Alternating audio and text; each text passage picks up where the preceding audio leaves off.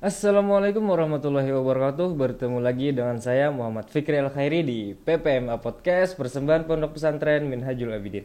Dan hari ini kita kedatangan tamu yang spesial, yaitu orang nomor satu di Kepolisian Hulu Sungai Selatan, yaitu Bapak Kapolres yang baru di Hulu Sungai Selatan, yaitu Bapak AKBP Leo Martin Pasaribu SIK MHMTR. Apa kabar Bapak? Kabar baik, alhamdulillah. Alhamdulillah. Ya. Sebelum Bapak menjadi Kapolres Hulu Sungai Selatan, nah itu sebelumnya Bapak menjadi tugasnya di mana dan bagian apa Pak? Baik, saya sebelum jadi Kapolres, saya ceritakan dulu waktu lulus Akpol ya. Ya. Saya lulus Akpol tahun 2001. Setelah lulus Akpol, saya ditempatkan oleh negara ini di Maluku. Maluku. Pada saat itu Maluku sedang ada perang. Jadi awal dinas itu di Maluku Pak? Di Maluku. Di Maluku. Ya. Kemudian dari Maluku saya dinas di situ selama kurang lebih 6 tahun. Kemudian saya mengikuti pendidikan PTIK dan kemudian ditempatkan lagi di Polda Bali. Di Bali. Saya cukup lama di Bali, mulai dari tahun 2008 sampai 2022. 2022. Hampir sekitar 14 tahun. 14 tahun di Bali. Kemudian setelah itu saya sekolah lagi dan ditempatkan lagi di Kalimantan Selatan. Kalimantan Selatan. Kemarin begitu ditempatkan di Kalimantan Selatan, saya berdinas di Krimsus, di Reserse Kriminal Khusus di Polda. Kemudian setelah itu ke Polair di bagian penegakan hukumnya. Kemudian jadi Kapolres. Alhamdulillah sekarang ini bisa di sini. Oh. Ya. Tapi asal Bapak ini dari mana? Saya lahir di Sumatera Utara. Di Sumatera. Betul, Sumatera Utara Medan. Oh, di Medan. Lahir. Jadi tugasnya jauh nih Pak. Ada di Bali, rumah Bapak kan di Sumatera, cuman tugasnya kan jauh nih. Bukan, domisili saya di Bali justru. Oh, domisili di Bali. Di Bali, tapi tempat lahir saja di Medan. Oh, di Medan. Bapak sama ibu dulu merantau. Saya umur 8 bulan, bapak ibu sudah merantau, jadi saya besarnya di Semarang. Oh, di Jawa Tengah. Iya. Ya.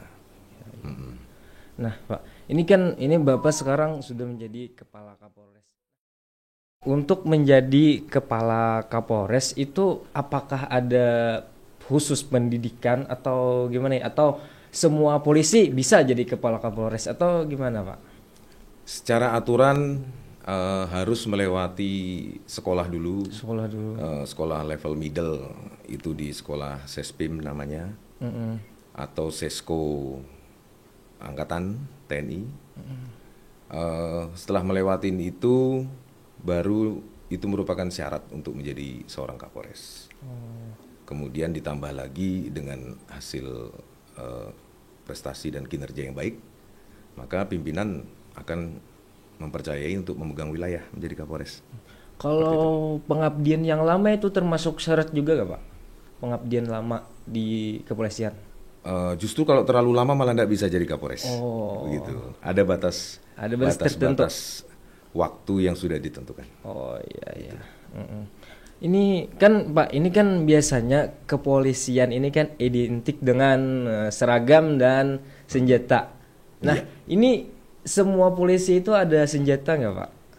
Semua polisi berhak bersenjata, asalkan dia lulus tes psikologi terlebih dahulu. Jadi Polri ini sudah mengatur sedemikian rupa. Karena polisi ini berhak memegang senjata, maka dia harus mengikuti tes psikologi dulu. Kalau dia tidak lulus, tidak boleh memegang senjata. Seperti itu. Kalau jenis senjatanya biasanya apa Pak? Macam-macam.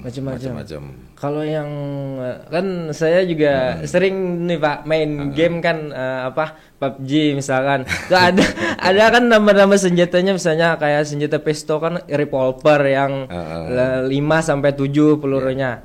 Itu setiap polisi berarti beda-beda nih senjatanya.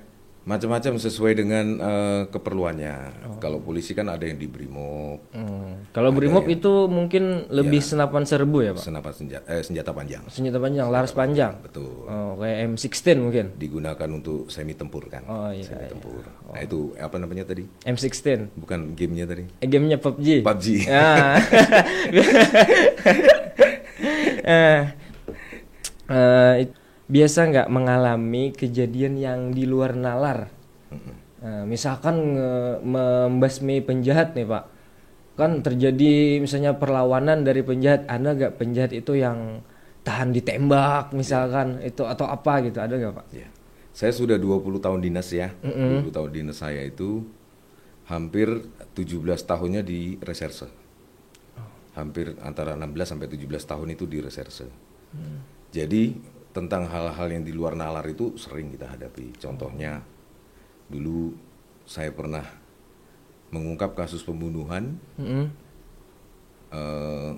hanya dengan mencucukkan jari ini di lubang tusukannya. Saya bawa itu di mobil, lalat nempel di mobil, ketika dia lepas tersangkanya di situ. Nah, itu di luar nalar. Tapi kita karena udah lama di reserse, kita punya insting, keyakinan yang tinggi. Begitu jalan mobil ini lalatnya kok diem. Seharusnya kalau mobil jalan itu kan lalat terbang ya. Iya iya. Nah, Ini dia diem. enggak. Begitu dia terbang, disitulah tersangkanya. Nah itu benar-benar pernah terjadi. Luar biasa kan? Luar biasa. Kalaunya itu masalah penjahat mungkin pembunuhan kali ya Pak. Kalau yang narkoba mungkin ada nggak Pak? Misalnya dia nyelipin di mana gitu? Kebetulan saya belum pernah dinas di bidang Oh narkoba. belum. Ini dinas di bagian Saya di reserse umum di Buser, Buru dan Sergap. Saya di reserse khusus.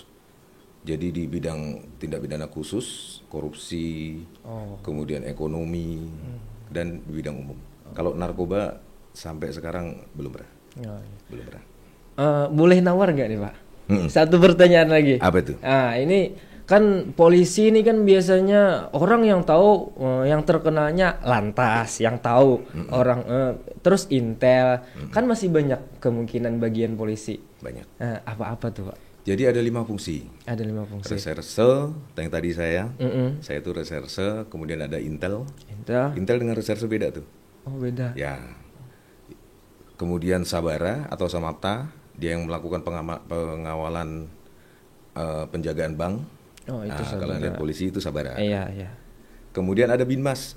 Binmas. Binmas itu penyuluhan-penyuluhan. Oh ke kampung-kampung. Betul. Iya. Penyuluhan-penyuluhan. Kemudian satu lagi lalu lintas. Oh lalu lintas. Jadi ada 5 fungsi itu polisi. 5 fungsi. Iya. Oke. Jadi bukan cuma intel sama apa tadi? Sama lantas. Ya. Itu yang terkena Ya. itu cuma 2 itu Pak. Ya. Ini. Oke, mungkin cukup sampai di sini wawancara kita Pak. Mungkin mudah-mudahan di lain waktu kita bisa wawancara lagi. Insya Allah. Ya.